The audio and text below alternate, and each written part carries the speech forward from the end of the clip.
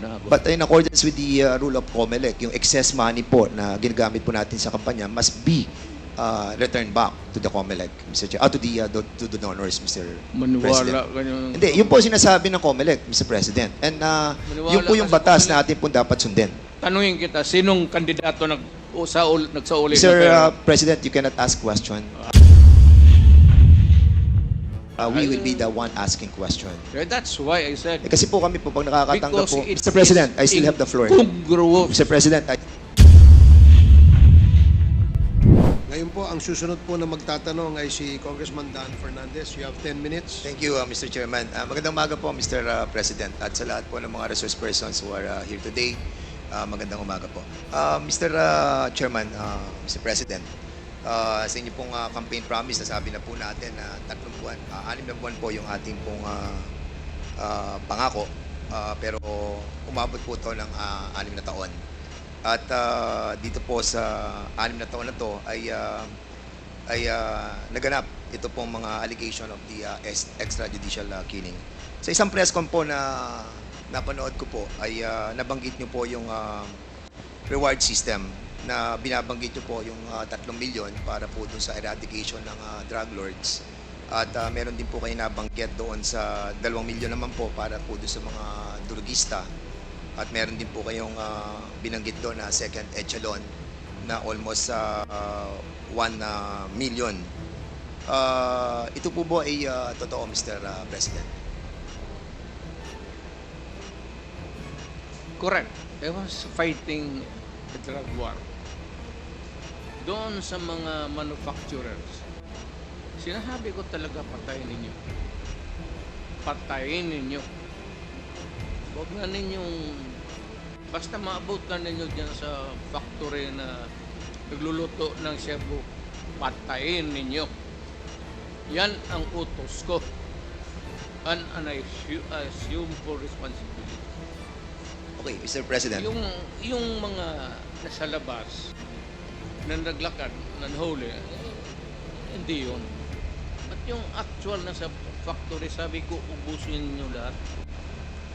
Lalo na yung mga aliens.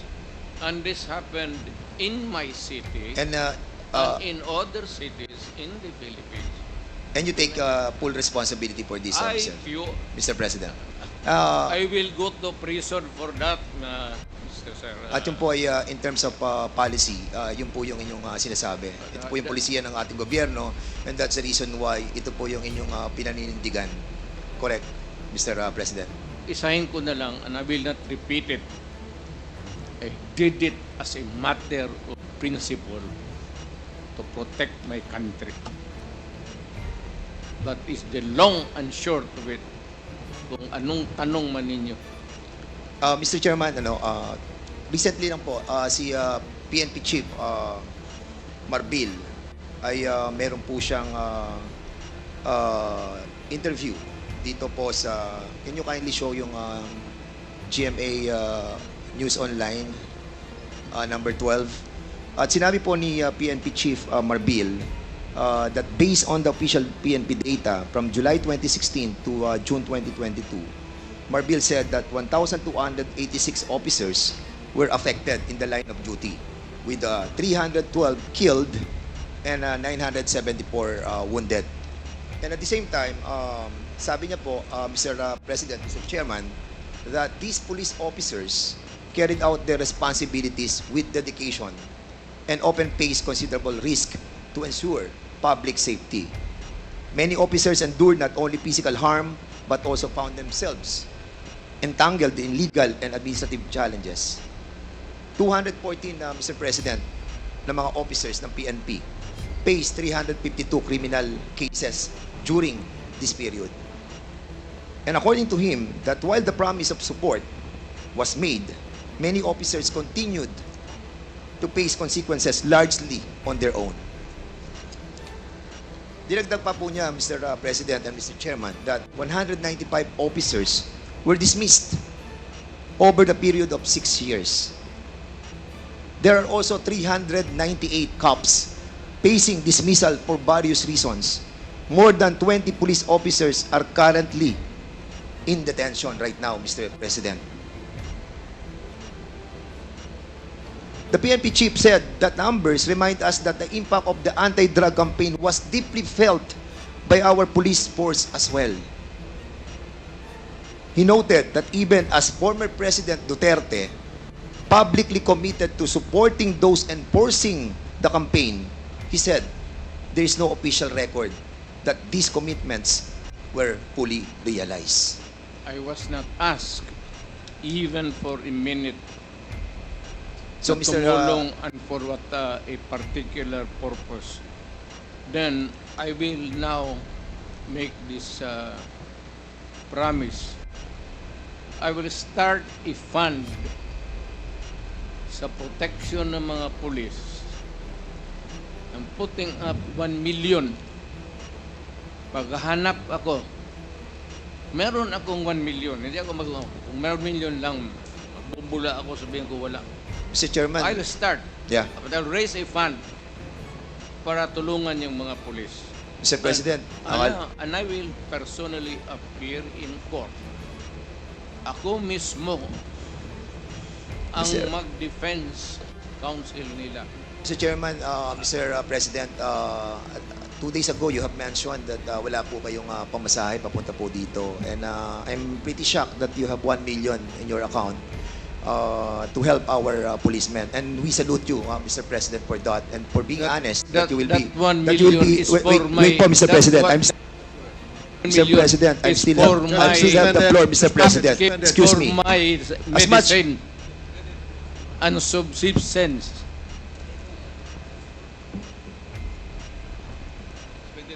No, suspended tayo, suspended.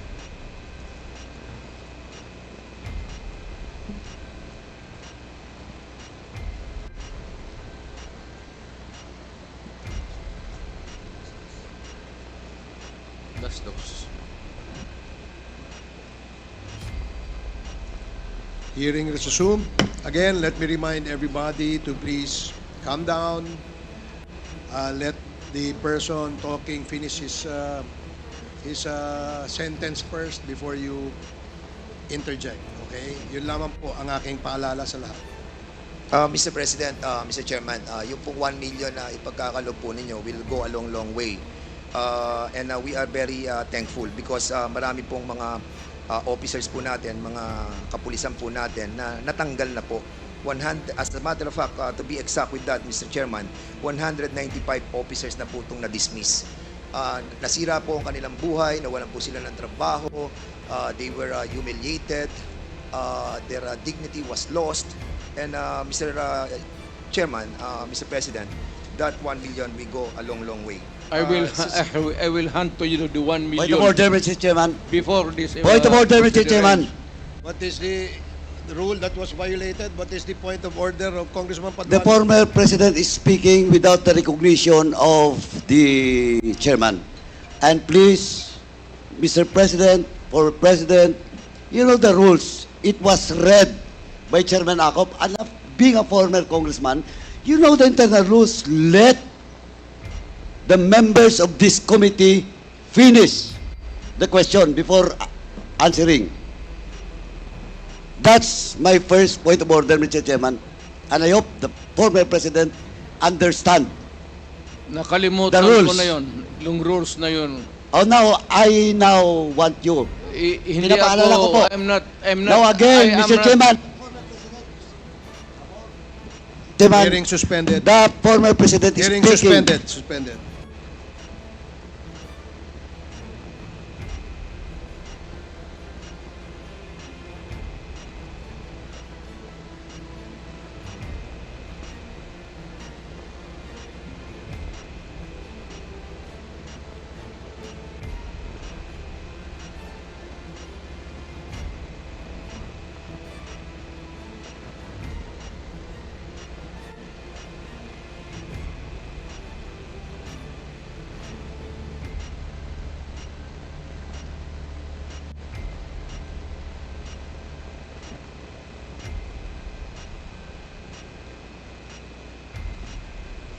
Hearing is resumed. Before I allow everybody to speak, please be reminded, mga kasama, mga resource persons, to always address the chairperson when you want to speak and wait for the chair to recognize you. Para ho maganda yung communication, yung palitan po ng ating komunikasyon. Mahirap po kasi na nag-uunahan tayo magsalita, dadating po sa punto, nagtataasan na ho tayo ng boses, ayaw naman po nating mangyari yan because napaka-maselan at napaka-importante nitong ating pinag-uusapan. I do request from our resource person to please address the chair first before we speak. And the same as well to the members. No, please address the chair. Let me be the traffic enforcer here para malinaw at maayos ang ating hearing sa ngayong umaga. So I hope that I made myself clear and I'd like to ask Congressman Paduano to please proceed. Hindi, Mr. Chairman, just a short manifestation lang po. Kasi po, before we start the interpellation, malinaw po na it was discussed to all resource persons and even to the members, the rules in this committee. And the former president is keep on violating that rules. Sabi ko na nga, he was then a former congressman and he knows the rules. Please respect this committee, Mr. President. And please, once again, that was my first point order and I hope it will not happen again. Please wait for the recognition of the chairman before you speak. Thank you, Mr. Chairman. Thank you, Congressman Paduano. Your manifestation is Mr. noted. Chairman. Now we will now proceed with Congressman Dan Yes. Fernandez. Mr. Chairman. Wait for the chair to recognize you first, please. I'm sorry, Mr. Chairman. Ulitin Sige po, Okay. please wait for the chair to recognize you before you speak. Now you are recognized, Congressman Dan Thank you, Fernandez. Mr. Chairman. Mr. Chairman, ang nabanggit po dito ay 195 officers were dismissed over the 6-year period. Ang tanong ko po, Mr. President, bakit ngayon nyo lang po ipagkakaloob yung 1 million samantalang na-dismiss na po ito pong 195 officers? I do not have the records. Sir, Wala po kayo. hindi ako Polcom. So, hindi ko alam yan. But being the former president, sir, you have this I know that capacity. some policemen were dismissed. Because it was promised by you that you will, sabi niyo po ay sagot niyo silang lahat. But unfortunately, ito po nga po, nakita po natin, nagre-react na po ang PNP. And ang feeling po nila ay they were left alone, Well, Mr. President. if you're citing the records, then I would admit it. Na yun, totoo yan. Yes, I agree with that. Walang problema. Sinabi mo eh. Hindi, I agree with that, Mr. President. But my question is, bakit po natin silang napabayaang katulad po nito? Sagot niyo po sila. Pero 195 na na-dismissed, 398 cops facing dismissal, 1,286 dead, at yung iba po ay wounded. Were we able to help them, Mr. President? Well, alam mo, sir, if you work for a government, there are rules to be followed. It is not just because you are a policeman that you're always correct. It is not safe to say that you are a mayor that you are always correct, that you rule the city by your own. Maraming nagkakamali, and there must be a reason for their dismissal. There cannot be a dismissal without a lawful ground. Kung napaalis yan, sir, meron talagang kasalanan. Hindi mo pwedeng basta i-dismiss mo lang yung pulit. But Mr. President, you Pero ako, pro-police talaga ako. Yes. Pinoprotektahan ko talaga ang police. I understand, Mr. President. But you made the promise, Mr. President, that sagot nyo sila. Sagot ko. And yun po ang problema natin, Mr. President, Mr. Chairman, that after 6 years, ngayon lang po tayo magbibigay ng tulong para po sa kanila. Hindi. The record will show, Mr. President. Hindi mo, yan ang record. Hindi, walang record ng bigas, pati pera No, Mr. na President. binigay ko What sa I'm trying to pamilya say, nila. the record will show that wala pong tulong natanggap ang lahat ng ito. Hindi po ako nagsasalita nito, Mr. President. Ang nagsasalita po nito ay si Chief PNP Marbil. Alam mo si Marvin, you remind him, hindi nakalista yung mga bigas na binigay ko sa mga pamilya ng polis, pera, enrollment ng mga bata, Hindi nakalista dyan. You Mr. President. remind that Marvel to Mr. President, use your... ang binabanggit po natin dito ay tulong na legal. Huwag kang Doon sa- maniwala dyan kay Marvel. Wala ka dyan. Okay, we will be...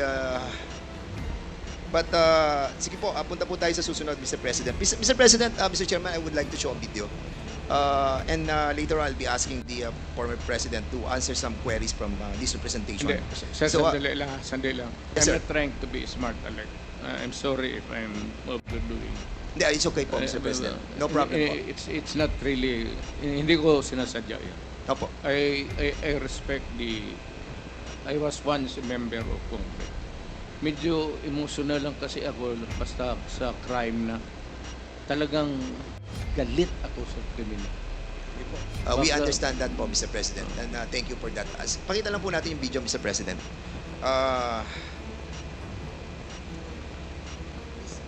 Video, please.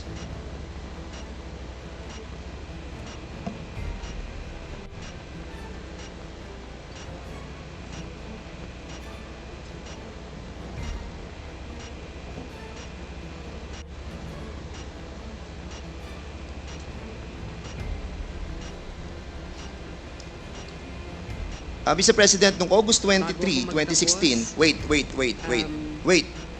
Noong August 23, 2016, doon po sa Committee on Human Rights and Committee on Justice, binanggit po dito yung reward system. At sinabi po ni former Chief PNP, Gerald Bato, tungkol doon po sa reward system. I want to show this video clip, Mr. Chairman, please. Alam ko po na nabanggit ng Pangulo na magkakaroon ng pabuya ang mga magbibigay ng leads tungkol dun sa mga huhuli natin dito sa droga. Alam ko na humihingi ang ating Office of the President ng mas mataas na budget. Nakausap ba kayo diretsyo ni Pangulong Duterte ukol sa pabuya kung ito nga ba'y 2 million sa bawat madadala ng ating mga kababayan na mga drug pushers? Kasama po ba ang mga pulis dito sa pabuya? Sir. Wala pong pili yan, Your Honor. Kung ang pulis ay involved sa droga at siya'y nahuli, yung informant ko ay makakatanggap ng corresponding reward na in-offer ni Presidente. So nag-usap kayo ng ating Pangulo ukol dyan. Magkano po daw ang ibibigay sa bawat informant na magbibigay ng pangalan ng isang pusher? Meron kasi siyang ibang, kasi busy na ako masyado sa aking trabaho, Your Honor. Sabi niya, meron siyang assistant na magti-take charge dyan sa pagdidistribute. Basta ang last na sabi niya sa akin is 5 million yung drug load talaga. Yung malalaking drug load, 5 million ibibigay niya. So depende dun sa kanilang anatomy kung saan yung mas nasa mataas. Mas mataas. Pag sa baba, mababa. Ang gusto ko malaman, yung pulis mismo, sa sibilyan, maaaring 5 million. Sa pulis din ba, makakatanggap sila pag sila ang nakapagtukoy? O dahil kasama yan sa kanilang sinumpang tungkulin, iba naman po ang maaaring ibigay sa kanila? Nabanggit po ba yan ng Pangulo? Nabanggit ng Pangulo yun, kahit na pulis, kasama doon na makakatanggap sa pera na i-offer niya. Pero sa amin naman, internal, meron kaming ibang reward system, di ba? Meron kaming, bibigyan kami ng awards. O kung talagang meritorious, pwedeng meritoriously promoted yung tao, mapopromote. Meron po kami sariling sistema. So sa dami ng mga hinuli, meron na bang nakatanggap ngayon ng pabuya? I presume, meron na, Your Honor. Hindi ko lang po inaalam dahil hindi ko nakikialam dahil money matters yan. O sige po. Direkta na kayo kung saan kayo pwede mag-claim. Hindi po ako, hindi dumadaan sa akin. Siguro maganda din na anong tanggapan sa ating gobyerno ang nagdi-disperse niyan? OP? Tanungin ko po si Presidente, Your Honor. Siguro pwede tayong makahingi niyan. Kung meron ng nabigyan, siguro kung ito'y makakasama sa kanyang kaligtasan, maaari namang executive lang ito, hindi na natin i-release. Meron pong gustong Mr. Chairman, Mr. President, will you confirm that the Office of the President tumingi po ng mataas na budget para po sa reward system? Sir, can you kindly use the mic, please? Will you kindly use the mic, please? That's correct. So, you have to spend money for operations, for intelligence. Alam mo, sir, if I will be allowed to explain, ang isang pulis, at magtanong ka dito after this proceeding, magpunta ka ng anong istasyon, ang pulis, hanggang sweldo lang yan, pati equipments, office materials. Pero sabihin mo yung pulis na may sariling fund for an operation day-to-day to follow up cases sa mga criminals, wala, sir. Magtawag ka ng siyang pulis dito ngayon. Magtanong ka, pagkatapos dito. yan po ba, Mr. President? Kailangan, Go ahead, sir. Yeah, Go ahead, yeah. sir. No, go ahead, sir. kailangan punduhan mo talaga ang pulis. Lalo na if there is a serious crime, kidnapping, ikaw talaga ang pipinance niyan.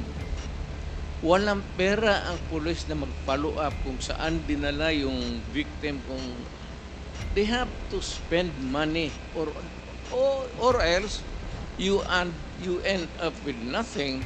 And sometimes pag yung time limit na binibigay ng kidnapper hindi na masunod, pinapatay nila. That's why it's a race against time. Kaya ako, pagka ganito, bas kung na presidente ako, pag yung mga may kidnapping, ako talaga ang nagbibigay ng pera. At ang order ko sa kanila, sir, nandito na lang rin tayo. Pag nahuli ninyo, patayin ninyo lahat. Huwag ninyong dalhin sa Mr. pupunta ng presuhan niya, papakainin ko pa yung mga...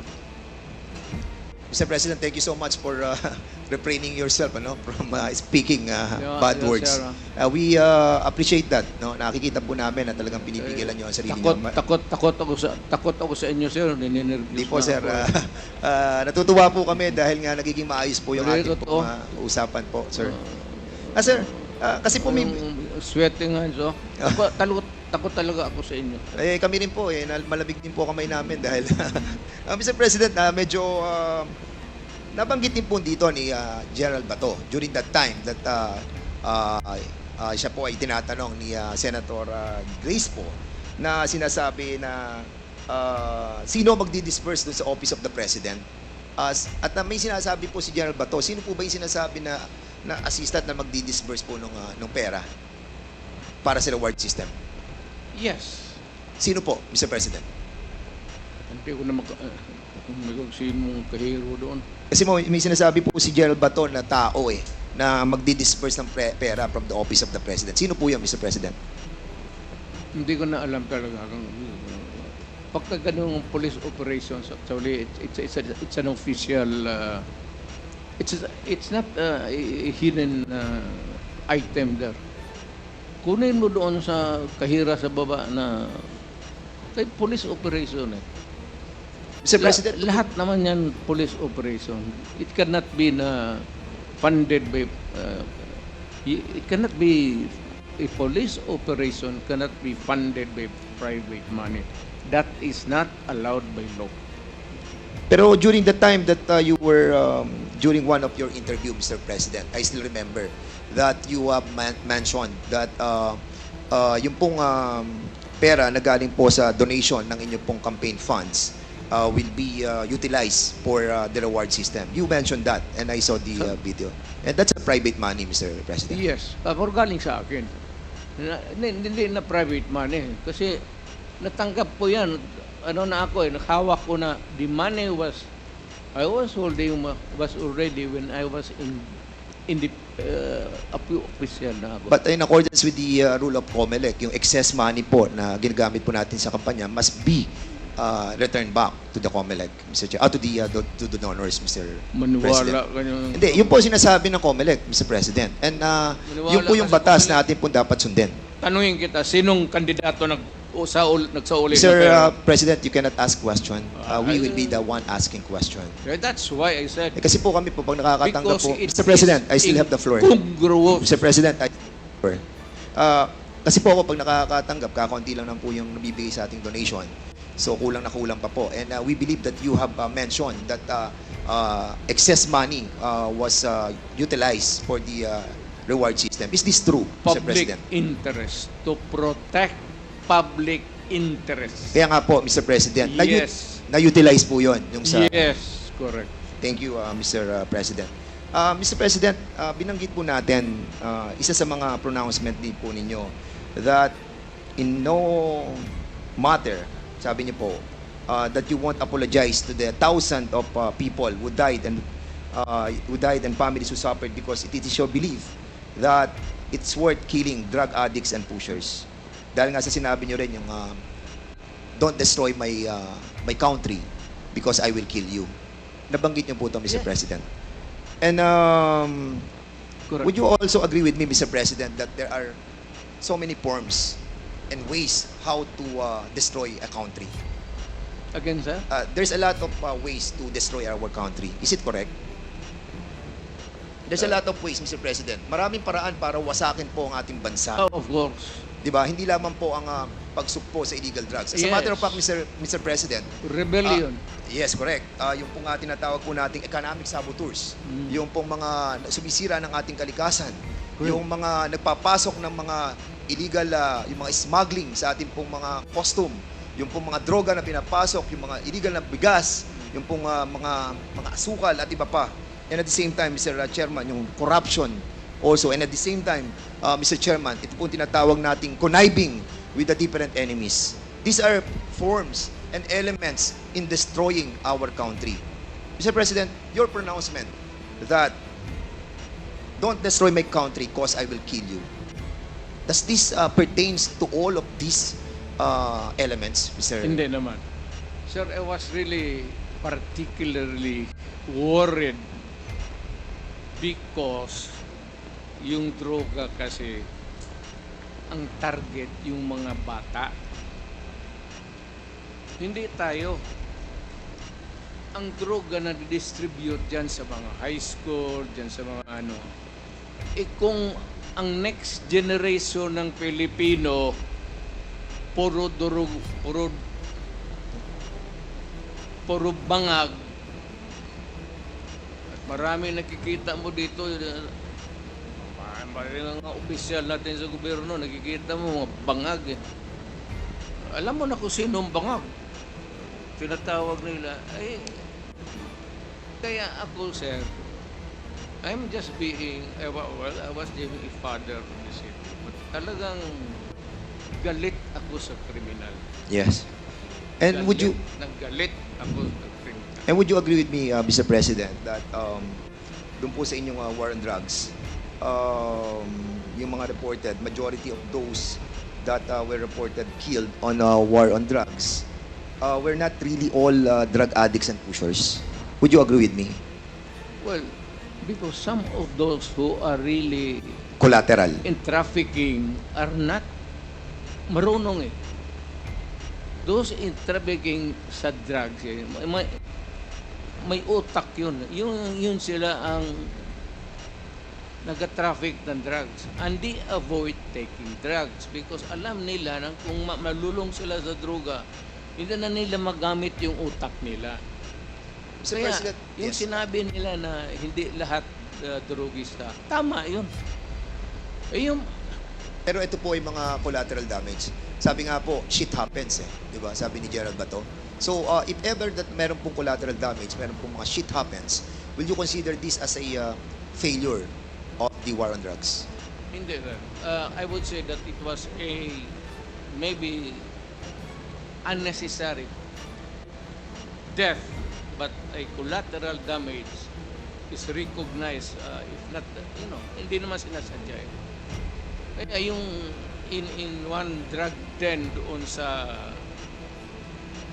Davao City, 4 na Chinese, pinatay ko talaga. Ang problema, may tinamaan na 2 yung nagluluto. Pero yung 4 na in-check na Mr. Chair- talagang pinatay ko.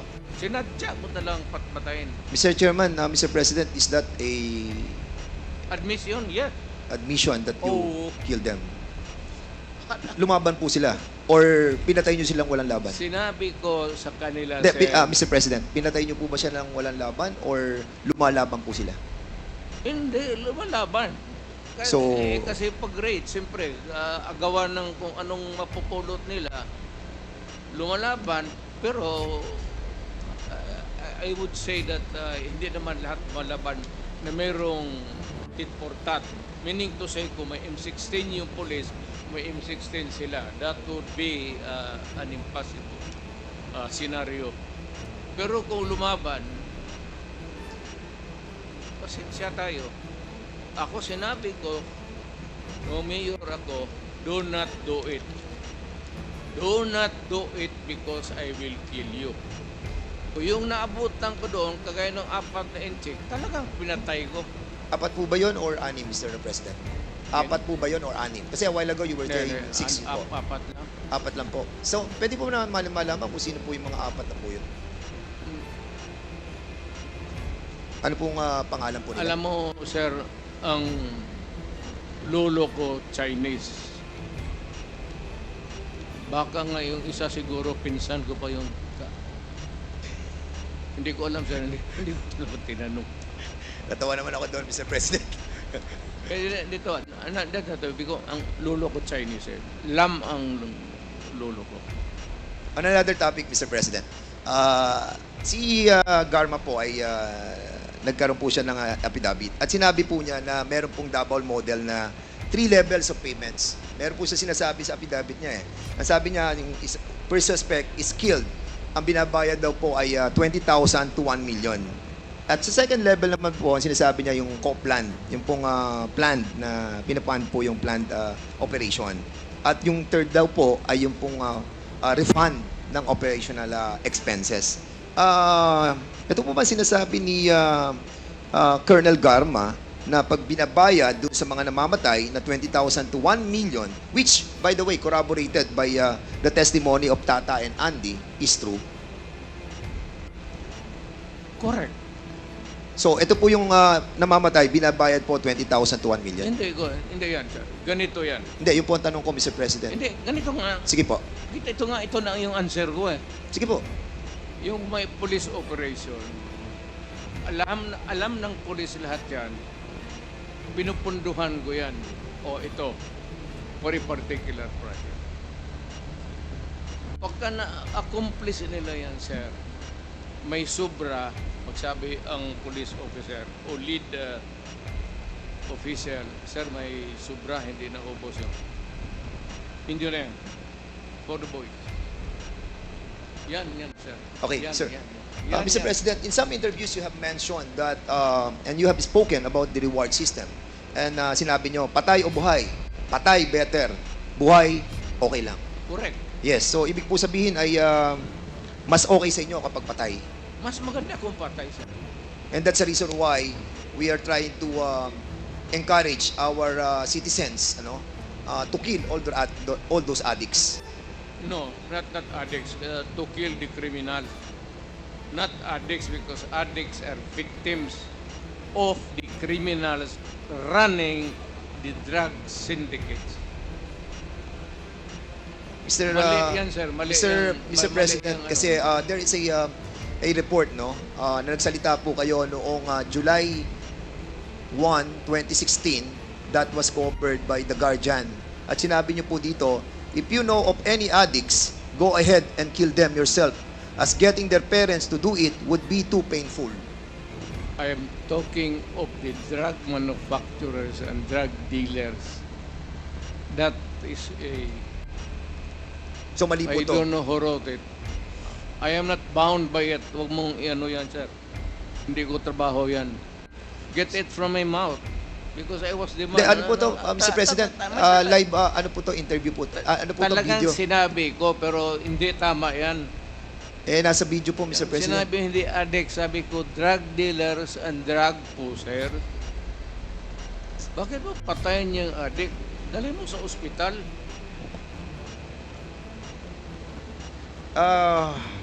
It's common sense. Ang polisiya po ng ating pong gobyerno, ng gobyerno nyo, yung pong neutralization. illegal drug personalities nationwide, kailangan po siyang ma-neutralize. And as a matter of fact, ito po ay issued ng Memorandum Circular number 16-2016. And according to General Gamboa, when I heard it in the Senate, sabi niya confidential po to. At nakakaalam lamang po ay yung mga commander. As a matter of fact, yun po sinabi niyo, commander, yung mga chief of PNP ng DDS. Bakit po siya naging confidential, Mr. President? Again, sir, what's the question? Bakit po kaya naging confidential yung pong utos na negation and neutralization of all those personalities sa illegal drugs? Standard yan, sir. That is standard. Hindi naman minano ng pulisya ng there is a directive, it is confidential. And if there is a list, it cannot be made public. Not even shown to anybody, pati sa yung mga sa Kasi Mr. President, kung connectivity negation news. and neutralization, alam naman po natin, according nga kay Chairman Abante during our discussion, na ang meaning po ng negation ay patayin, neutralize, patayin. So, is there really an intent to hide this and make it confidential in order the lower ranks ng ating No, kapulisan sir. na hindi po malaman Wala akong- yung inyong kautusan? I will admit na ang order ko yung mga drug manufacturers, pati yung mga big time drug distribution, patayin. Hindi ko, I will not deny it. At kung ako mabalik ako pagka mayor, tublahin ko yun. And I want to make it clear, Mr. President, Mr. Chairman, that nung panahon po ng ating pong Pangulong, dating Pangulong Rodrigo Roa Duterte, meron po tayong 210,000 na mga kapulisan. And during that time, kung titingnan mo yung mathematical computation, if ever na nagkaroon po tayo ng 20,000 na killed during that time, ay kung magkakaroon po tayo ng ratio na 1:1, ay sasabihin po natin that majority of the members of the PNP ay hindi naman po na-involved dito po sa war on drugs. Would you agree with me with that, Mr. President? Yes, sir. Mayroon kasi yung mga drug enforcement units na siguro. Sila lang po yung na-involved. Not all policemen, any police department of a city or a province are dedicated to the drug operations. Meron talaga yung unit, sir, hindi lahat. There's the anti-smuggling, anti-narcotics, ganun, may especially Thank you, Mr. President. Mr. Chairman, meron kayong nabanggit sa Guardian. Sa Guardian, noong pong July 1, 2016. At sinabi po ninyo dito, Mr. President, Mr. Chairman, during the campaign, you said 100,000 people would die in his crackdown. With so many dead bodies dumped in Manila Bay, that fish there would grow fat from feeding on them.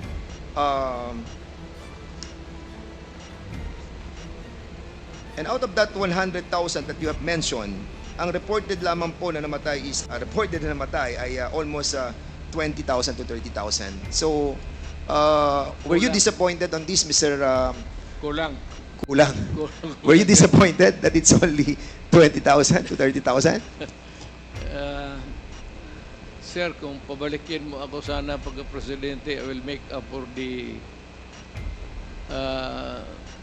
yung kulang na ano. Kawawa naman po yung mga pamilya, Mr. Well, Mr. President. Actually, marami po mga napatay na hindi po nabibigyan ng hustisya, and I think this is not a laughing matter, Mr. Chairman. This is my message, sir. Yes. Pagka pumasok ka sa droga, pumasok sa krimen, iyo yan. But- iyo yan. Yes, but Mr. President, you manifested. Yes. And they heard me say that do not do it because I will kill you. Yes, but you manifested a while. Narinig Yes, nila Mr. yan. I understand po. You manifested a while ago that those that were killed during the war on drugs were not all addicts and high-value targets. Iyan ang Kaya hindi po nagmamatch yung... that would be a matter of mathematical ano, sir. Hindi lahat talaga tama ka. Tama ka. Okay. It could not be na lahat durugista or even connected with drugs. And because of this pronouncement, Mr. President, because you have mentioned of the reward system, doon po sa nabasa ko sa news, and if I may, police were outsourcing extrajudicial killings to the same vigilante gang they accused of murder. Officials of the PNP, andyan po, kung mababasa po ninyo, coordinated with vigilantes, selected targets to credit for murders, and on occasion paid for assassinations in the name of the war against drugs. So in other words, Mr. Chairman, because of this war on drugs na pronouncement po ninyo, yung pong anti-drug vigilante group existed because of this tinatawag po nating outsourcing ng mga pulis. Like what happened, Mr. President, nung kami po ay nag-imbestiga dito na si Colonel Santi, who testified under oath and made an affidavit na sinasabi po niya na nag-hire po sila ng killer para po kay General Barayuga. At binayaran po nila ng 300,000 pesos. Will you agree with me, Mr. President, that General Barayuga was a victim of extrajudicial killing? I'm sorry, sir. I'm not. Wala talaga akong maisabi dyan. Hindi ko alam ano sinasabi mo. This happened, Mr. President, during your time. Yeah. But you don't know what happened to General Barayuga? Wala akong. Mr. Chairman, kasi po panahon po ninyo to nung mamatay si General Barayuga, and it saddened us kung hindi po natin alam kung ano po nangyari doon sa kaso yun. Yan ang problema eh. Gusto ko rin malaman kasi it was during my time. I am as much interested as you. Kasi Mr. President, general po to. Pero yung utos ko, Apo. inaamin ko, Na ano po? walang problema yan. Hindi nyo po ba inimbestigahan itong tungkol kay General Barayuga? Pero nakialam dyan, sir. Kindly wrap up. Kasi po, Mr. That is a personal, maybe, I don't know. Kasi po si Wala akong na magpatay ng general. Kasi po ito pong si Colonel Hector Grijaldo na siya pong nag-aakusa sa amin that kami daw po ay pinuwersa namin siya, kinuors namin siya, hinaras po namin siya. Siya po ang chief of police ng Mandaluyong when this murder of General Grijaldo happened. General Barayuga happened. And that's the reason why we are asking about kung nalaman po ninyo itong kasong to, Mr. Wala, sir. Sino yan, sir? Sinong suspect? Well, according po kay Colonel Santi, ang suspect po ay si Colonel Leonardo at si Colonel Garma. He mentioned in the affidavit that Colonel Leonardo called him. Kaya nga po, tinatanong po namin sa inyo kung nalalaman po niyo yung kaso niyo. I do not know. There should be cases by now. There should be a case filed by now. Kung ganun, lalo na general. So, anong ginagawa ng police pati military niyan? There should be more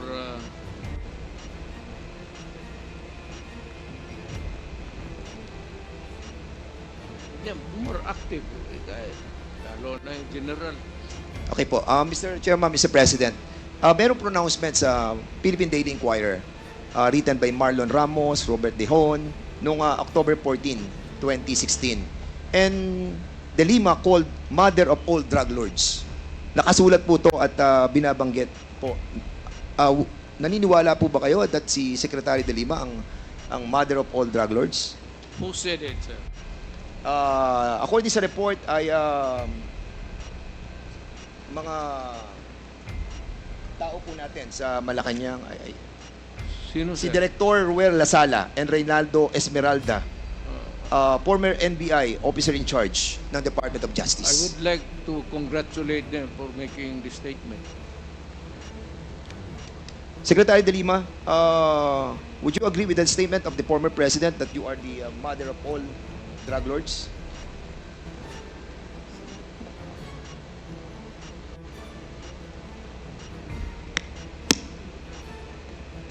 Absolutely false. That is a fictitious, bogus allegation against me. And then they filed cases against me. Kinasuhan po ako nila ng mga kaso tungkol sa droga. Initially, consummated illegal drug trading. Inamend nila into conspiracy to commit illegal trading. 30 kaso yung sinampa sa akin. Absuelto na po ako dun sa 3 dahil wala po akong kinalaman sa illegal drugs. Kasama lang ho yan sa naging propaganda nila.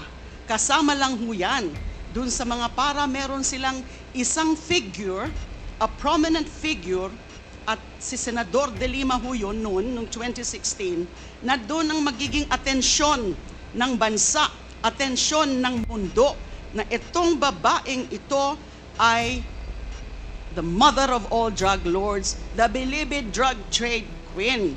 Ano pong nangyari dun sa mga nag-akusa sa akin?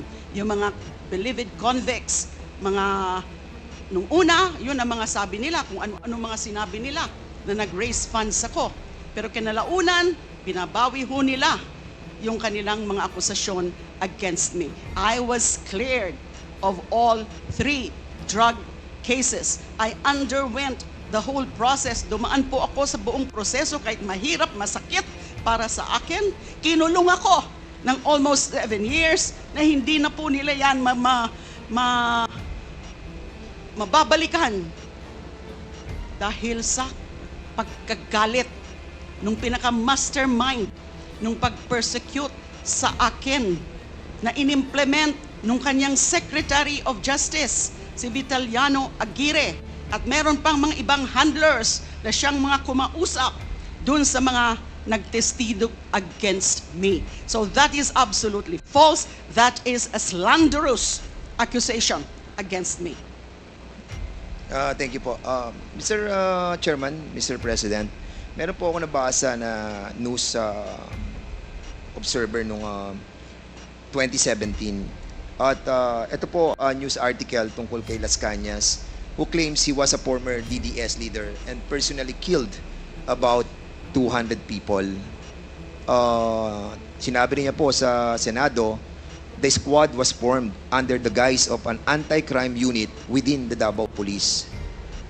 He says, given the task of the team was, he says, given the task of eliminating hardened criminals and later political opponents and journalists critical of Duterte's rule. He alleged regularly took direct orders from sa inyo po about who to kill and how to dispose of the bodies. Las Cañas claims those shocking words, throw them in the ocean or in the quarry, bury them, make sure there are no traces of the bodies, were spoken by Duterte at one of the dozens of alleged meetings with the DDS.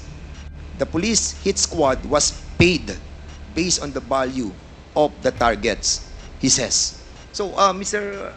President, ang tanong ko po, totoo po ba ang sinasabi ni Las Cañas? Gano'n nyo po ba katagal nakakilala ang taong ito? Storyteller yan, sir. Si Raulo. Pero matagal nyo na po siyang kilala. Pero, police, pero later on, maybe because sa karaming pinatay niya, hinabol siya ng mga kalag. What's kalag in Espiritu. ang espiritu ng pinatay niya. Medyo bungog ngayon. May 3 dekada nga po ba siya na nagsilbi sa inyo?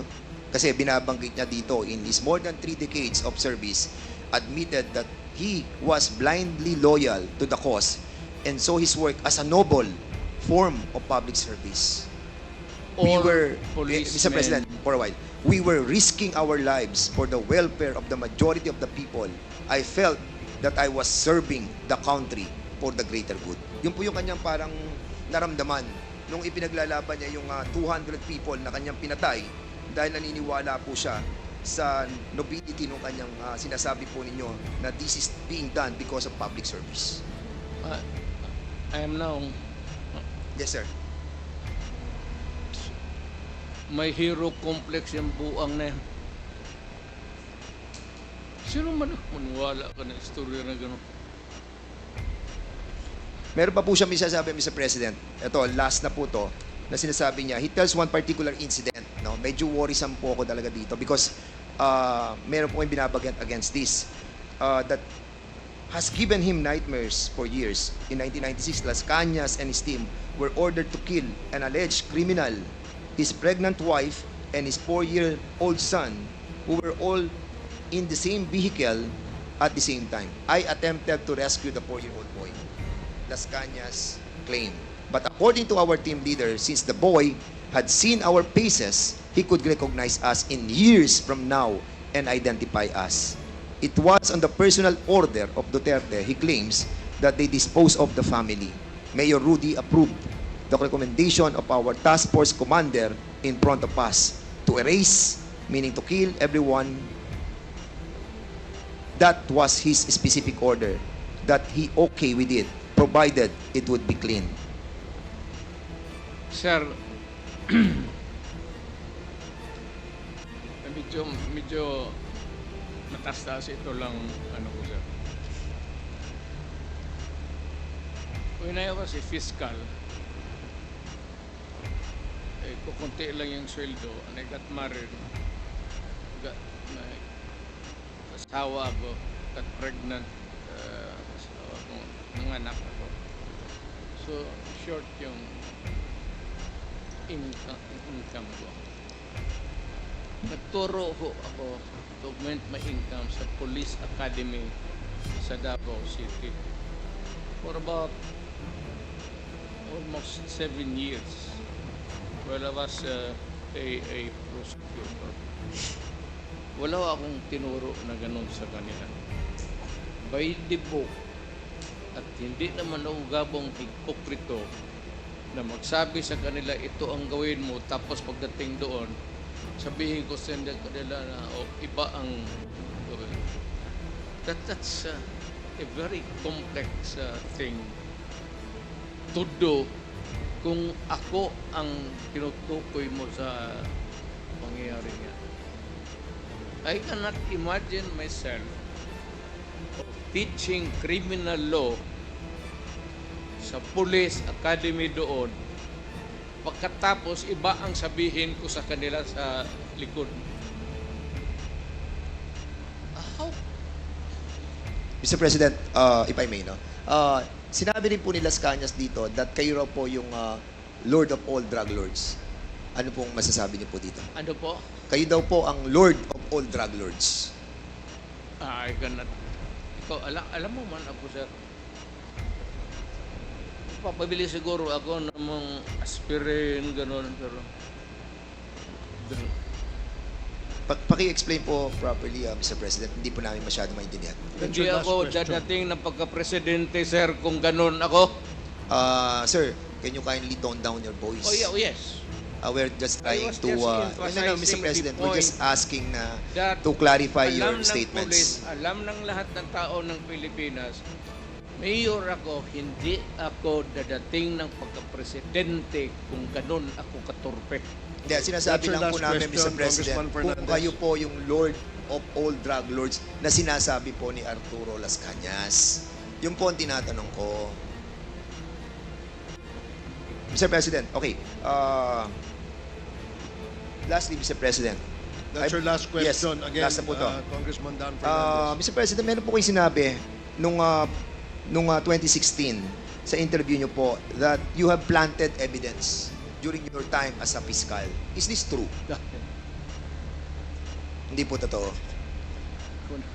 That's garbage, sir. So yung pong nasabi nyo sa video, hindi po siya totoo. Alam ng mga pulis yan. Yung planting of evidence. Hindi talaga ako. Kasi Mr. President, yung po yung napanood ko at sinabi nyo po kasi. Kaya kami naman po ay, we are basing on the video that we have seen at nakita po namin yung sinasabi nyo na nagpa-plant po kayo ng evidence. And we wanted to find out. Kasi yung pronouncement nyo po was construed by the members of the PNP organization that they can do freely the planting of evidence. That's illegal. And I said I was teaching them criminal law. Yeah, but the problem, Mr. Criminal President, evidence. is your announcement or your pronouncement that you have done that, yung sa planting of Kung evidence. hindi yan sa libro, sir, na tinuro ko, hindi totoo yan. Siguro, ipakita lang po natin yung video. Yung last na po to para at least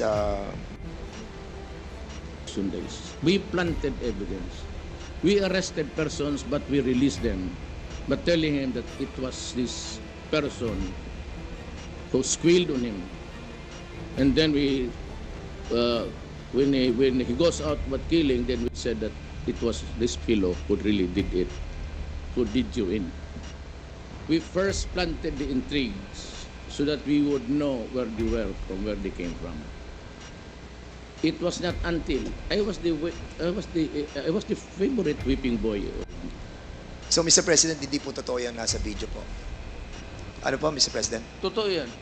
So, nagpa-plant po talaga kayo ng Yeah, evidence? well, that was a part of the strategy as a mayor and as the leader of the law enforcement agency in the city. Thank you, Mr. President. At maraming po salamat, Mr. Chairman, and I'll be yielding back my time. Salamat, Congressman Dan Fernandez.